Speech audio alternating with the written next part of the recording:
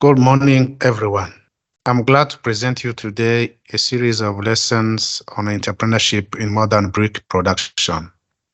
Our lesson has three main parts. The first one is how to start operating a modern brick business.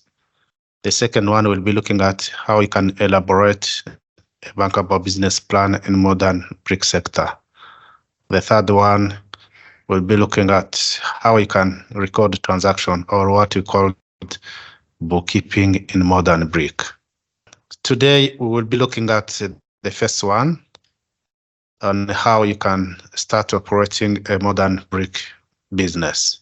But first of all, let's see how the definition of modern brick is. In our case here, we said it is a brick that respects the standard code, for instance, the East Africa Standard Code. It respects also the ecological conditions under which it is produced. The third characteristic shows the working conditions of the workers. The modern brick has much investment opportunities. Let's look at some factors here. For instance, we see that the current demand is increasing, especially for urbanization purpose. For cities, big cities like Kigali, Bujumbura, and Bukavu, the demand of modern brick is increasing every year due to urbanization rate, which is between 4 and 6%. We see also that the demand in building material, for instance, in the city of Kigali, we also have a case where there will be a transformation of informal settlements, neighborhoods. In Kigali, we have at least 70% of informal settlements, meaning that the demand for building material will be increasing every year. We also have a case where the current supply of building material is not enough to sustain the current demand. We also see the case that plenty of materials are imported or are based in cement, which is imported from neighborhood countries. So in order to produce or to start your business, you need to ensure that you need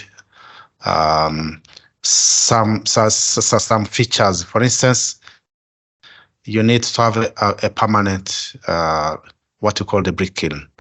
It can be a zigzag type, can be Hoffman, can be tunnel, can be climbing. These are the four main kilns that we found in our region.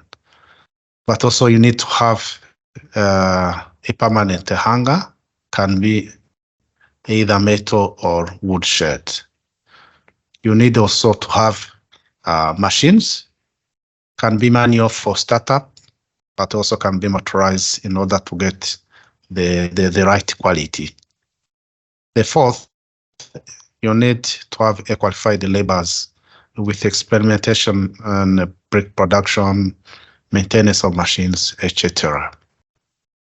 So the modern brick also is a profitable one. If you look at these figures, so for a production cost of between 50 and 65, the total direct and indirect costs can go between 75 and 85, meaning that if you consider the market price for the moment, one brick costs between 120 and 135 Rwandan francs, meaning that you can have easily a profit margin between 30 and 40% of the total cost. Now, there are some steps which are required if you wanted to start operating a modern brick. So here I have listed 10 steps, but there is a way of combining them, but also shorten them. First of all, you need to conduct a feasibility study. Why feasibility study is important? You need to ensure that the raw material is there. For instance, in our case, it's clay. You need to ensure that the combustible, the fuel you'll be using for firing bricks is there. You need to ensure that the market is there, but you need also to do some study tours to see the similar brickyards, how they are operating. Number two, you need to develop a bankable business plan. So here it will be more details on the promoter, market study, technical operation, as well as investment and financial analysis. You need also to define the source of finance. Can be equity, can be bank, loans, can be maybe subsidy, can be also shareholdings model, or we can also, have some bonds in order to raise the capital. So once you have done those three elements, it's a matter now of registering your business. Your business can be individual, can be limited by shares, can be cooperative, or any other model you choose, which will be for you to help you to manage your business. So you need also to conduct environmental impact assessment as well as applying to clay license. You need at the end to apply also for investment certificate in order to get some exemption on import duties, especially on machines. So after that, you need also to organize the acquisition of your machines. Sometimes you need to import them abroad. So it needs sometimes 3 to 4 months to get them on at your site.